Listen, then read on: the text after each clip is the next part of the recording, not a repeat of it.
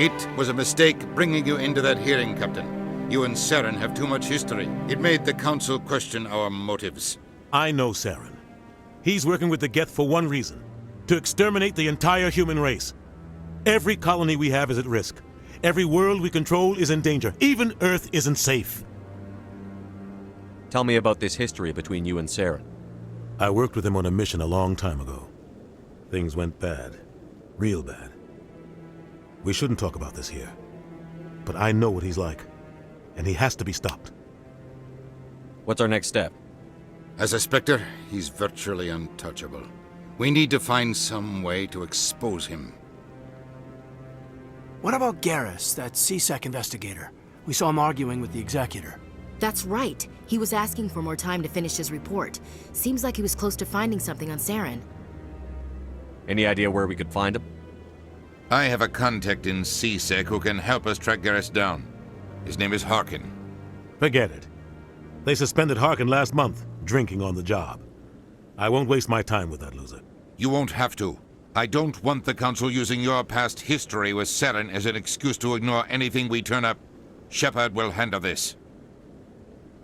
You can't just cut Captain Anderson out of this investigation. The Ambassador's right.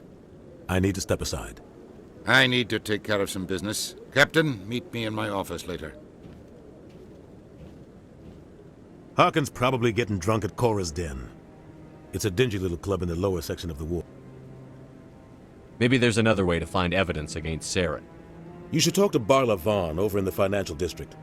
Rumor has it he's an agent for the Shadow Broker. The Shadow Broker? An information dealer. Buys and sells secrets to the highest bidder. I've heard Barla Vaughn's one of the top representatives. He might know something about Saren, but his information won't come cheap. You and Saren have a history. What happened? About 20 years ago, I was part of a mission in the Skillian Verge. I was working with Saren to find and remove a known terrorist threat. Saren eliminated his target, but a lot of people died along the way, innocent people. And the official records just covered it all up. But I saw how he operates. No conscience, no hesitation. He'd kill 1,000 innocent civilians to end a war without a second thought. Killing innocents doesn't end wars, it causes them.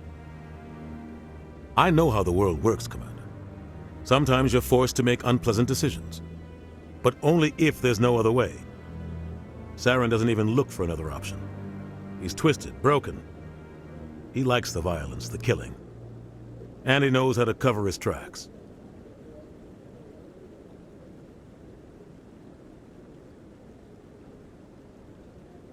Our ambassador doesn't seem to get along with the Council. He's just frustrated. The Council's always preaching that we need to be part of the galactic community. But for them, it's a one-way street. They want us to expand and settle unstable regions like the Skillian Verge and the Attican Traverse. But when we run into trouble, they don't want to help us out. Everyone knows it's only a matter of time until we get a seat on the Council. The ambassador just thinks it should happen sooner rather than later. And I agree. Maybe they'd let us join the Council if we were more willing to cooperate with the other species. Of course they would. If we did everything they told us to, they'd love to have us on the Council. But it wouldn't be much of a deal for us. I understand their side. They don't want us dominating the Council. It's founded on cooperation and alliances. But we have to look out for our own interests too. Who cares if we get a seat on the Council? What's the big deal? If the Council passes a ruling on an interstellar matter, we have to follow it. We don't have the fleets or political allies to defy them. Once we get a seat on the Council, we'll be able to influence those rulings, protect our own interests. No more jumping through hoops whenever we want something. Take this mess we're in now. If humanity had a seat on the Council, we'd just send the Citadel fleet out to take care of Saren and his Geth. Problem solved. You don't think much of Harkin. The guy joined CSEC about 20 years ago. He's been an embarrassment to our species ever since. Roughing up suspects in custody, bribery accusations, alcohol and drug use. The embassy used to step in when he got in trouble. But I guess enough was enough. The guy's a scumbag. He should have been cut loose a long time ago. He was one of the first human CSEC officers. Guess it would have looked bad if he got fired. A lot of backroom deals were worked out over the years to keep him on the force. Politics is a dirty business sometimes, but it looks like his time's run out. We've got enough humans in CSEC now to stop protecting him. I thought this embassy was supposed to help humans. Harkin may be human, but he's also an ass. He's had more than his share of chances. If the embassy wasn't protecting him, he would have been fired 15 years ago.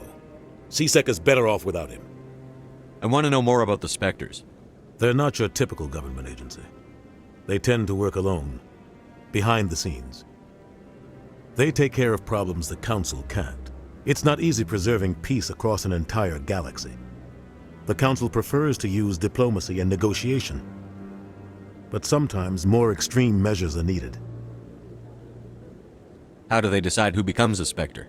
You can't just apply to join. There's no training program. Spectres aren't made. They're born. The Council's always looking for exceptional individuals. People who can get the job done, like you. They've been watching you for years. They see something in you. They want you on their side. Nihilus was supposed to give them a final recommendation, but with him gone, things are still up in the air. What's their command structure like? There is no command structure. Each Spectre answers directly to the Council. Sometimes they're sent on specific missions. Other times, they act on their own. They tend to operate outside the law, do whatever it takes to accomplish their goals. The Council just turns a blind eye. Spectres have a lot of power, Shepard. They sound like shadow operatives. Everything about them is classified. We don't even know how many there are. The latest Alliance estimate puts their numbers under 100. But the Council couldn't do its job without them. They're the Citadel's top agents, the last line of defense, the final option before open war. The entire galaxy respects and fears them. If a Spectre shows up, you know something big is about to happen. What happens when a Spectre goes rogue, like Saren? It doesn't happen often. The Council is careful when they select their candidates. But when something does go wrong, there's usually only one solution. Send another Spectre to bring the rogue agent down.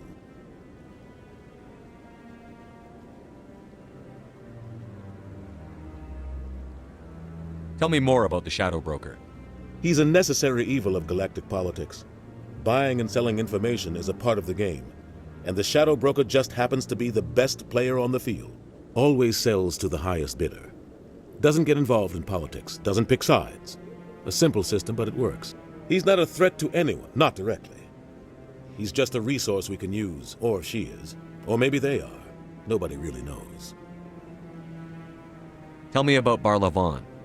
He specializes in moving large sums of money without leaving a paper trail. A financial genius, doesn't do anything illegal, but he knows all the loopholes. He's got an impressive client list. Ambassadors, diplomats, Spectres. That's probably why the Shadow Broker uses him. I should go. Good luck, Shepard. I'll be over in the ambassador's office if you need anything else.